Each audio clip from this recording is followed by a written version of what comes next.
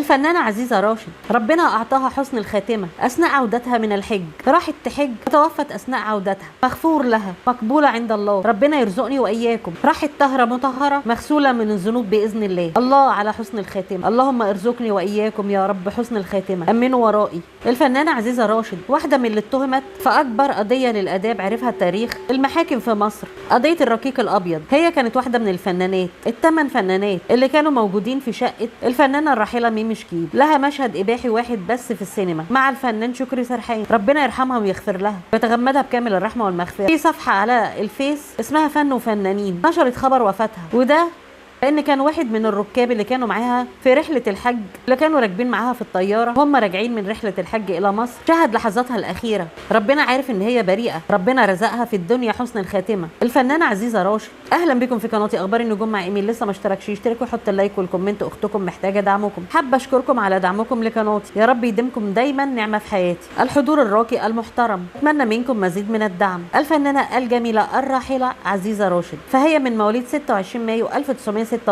جدها الشيخ احمد راشد كان صديق للشيخ المراغي، والشيخ المراغي كان شيخ الازهر، وكانوا زملاء للكفاح ضد الانجليز. تربت الفنانه عزيزه راشد في بيت ايمان، تربت على الدين والقران والحجاب، حفظت القران وده كان من الصغر. دخلت الفنانه عزيزه راشد معهد الفنون الجميله حتى انها اصبحت رسامه، الكلام ده كان سنه 1964. اتخرجت من معهد الفنون سنه 1968. بدات علاقتها بالفن والمجال الفني حيث انها عشقت الفن من الصغر. واشتركت الفنانه عزيزه راشد في مسرح يوسف وهبي، اشتغلت معاه في مسرحيه غادة الكاميليا سنة 1968، وشافها في معهد الفنون وهو كان بيبحث عن الوجوه الجديدة. مسرحية غادة الكاميليا تأليف إلكسندر دوماس، إخراج يوسف وهبي وتمثيل يوسف وهبي وسلوى محمود ومحسن سرحان ومجموعة أخرى من الفنانين. كل زملاء المجال الفني بيشهدوا للفنانة عزيزة راشد هي فنانة محترمة وجميلة وإرادتها قوية ومجتهدة وذكية.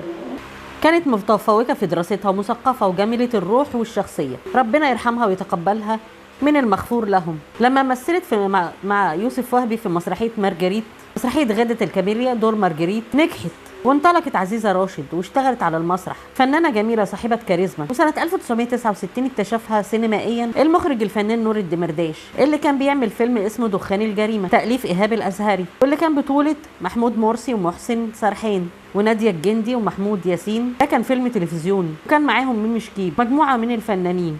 اداها المخرج نور الدمرداش دور كبير شويه، ومن هنا كانت الانطلاقه الفنيه الكبيره لها.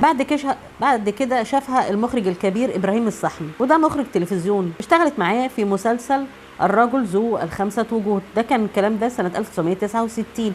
المسلسل ده عمل ضجة كبيرة جدا في مصر كلها، واللي أحداثه كانت بتدور عن واحد بيعمل حادثة سيارة وبيفقد الذاكرة، وكل يوم يكتشف إنه شخصية غير التانية. وده كان البطولة فيه للفنان صلاح ذو الفقار، اللي كان كل يوم بيقوم بشخصية ويمثلها تاني وناس تاني وأهل تاني. المسلسل ده نجح ونجحت هي فيه نجاح كبير وانطلقت في المسلسلات، لكنها كانت بتشتغل في المسرح أكتر.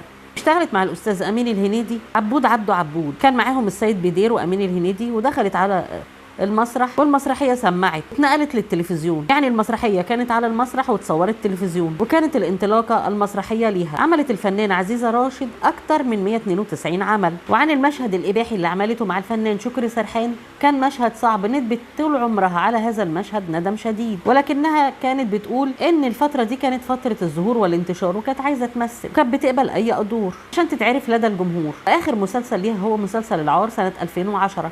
كانت الفنانة عزيزة راشد بتاخد على المسرح أدوار بطولة، لكن في السينما والتلفزيون كانت بتاخد الأدوار التانية. وارتدت الفنانة عزيزة راشد الحجاب لفترة كبيرة جدا، وأخذت قرار الحجاب والاعتزال النهائي، واتجهت إن هي تشتغل في المسلسلات الدينية والاجتماعية. وسنة 2010 أخذت القرار النهائي بعد مسلسل العار، اعتزلت الفن وابتعدت تماما. وتورطت الفنانة عزيزة راشد هي و9 من الفنانات في قضية آداب، أكبر قضية آداب في المحاكم المصرية. كانوا بيجتمعوا 8 فنانات في بيت الفنانة ميمي جمال، كانوا بيقعدوا ويتسامروا ويشربوا شاي في مساحية مصر كلها على اتهام ال9 فنانات، بما فيهم ميمي جمال ناهد يسري، كريمة الشريف، أمل رمزي، سهير توفيق، سامية شكري، وطبعا الفنانة عزيزة راشد كانت معاهم. اتهموا بأن هي شقت الفنانة ميمي شكيب بتديرها في أعمال منافية للآداب. دي بقى كانت قضية الآداب الكبرى اسمها الرقيق الأبيض. في الآخر طلع كلهم براءة، أما الخدامة قالت إن هم كانوا قاعدين بيشربوا شاي ومفيش أي حاجة. دخلت عليهم الشرطة ما لقتش أي حاجة، طلعوا كل الممثلات براءة، إلى إنهم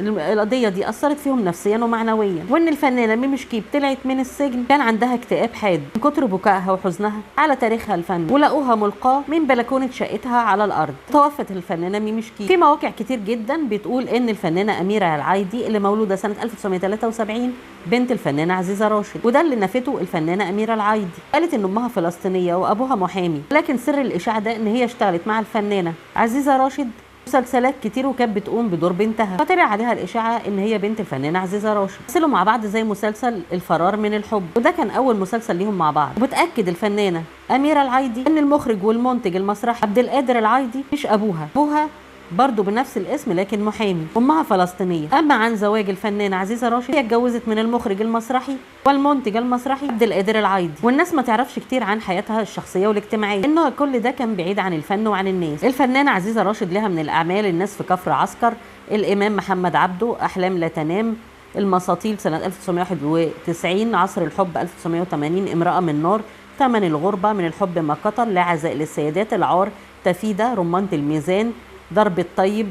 ودورها في مسلسل ريا وسكينة كانت قايمة بدور نبوية دلالة. وبعد اعتزالها الفن، الفنانة عزيزة راشد كانت بتقوم بالحج كل سنة وبتعمل عمرات مستمرة. وبعد اعتزالها الفني نهائي رجعت حفظ القرآن، والنهاردة نشرت صفحة على الفيس مهتمة بالفن والفنانين. خبر وفاة الفنانة عزيزة راشد، وربنا أعطاها حسن الخاتمة، ونزلت براءتها من السماء من قضية الآداب المشهورة. وبيحكي أحد الموجودين اللي كان موجود معاها في رحلة الحج واللي بيقسم يمين إن هو كان موجود مع الفنانة عزيزة راشد، وبيقول طوال رحلة الحج كانت زي الفراشة، بتخدم ده وتأكل ده وتراعي ده وتمرض العيان وتقف جنب اللي محتاج مساعدة. وبعد فترة الحج وأداء المناسك قعدوا شوية في مكة والمدينة، نزلوا للتسوق والهدايا، وكان في قرايبها بيزوروها هناك. وهم راجعين في الطياره وهي قاعده في كرسيها، لقوها بتقول الله الله الله 3 مرات، الحمد لله الحمد لله 3 مرات. ونالت الفنانه عزيزه راشد حسن الخاتمه، ربنا يرزقنا واياكم، ونطقت الشهاده لتلفظ انفاسها الاخيره. ربنا يرحمها، مغفور لها، مقبوله حجتها، ربنا اعطاها حسن الخاتمه، ربنا يرزقني واياكم. لا تنسوا قبل تخرجوا من الفيديو تقروا لها الفاتحه، ربنا يرحمها ويغفر لها ويتغمدها بكامل الرحمه والمغفره.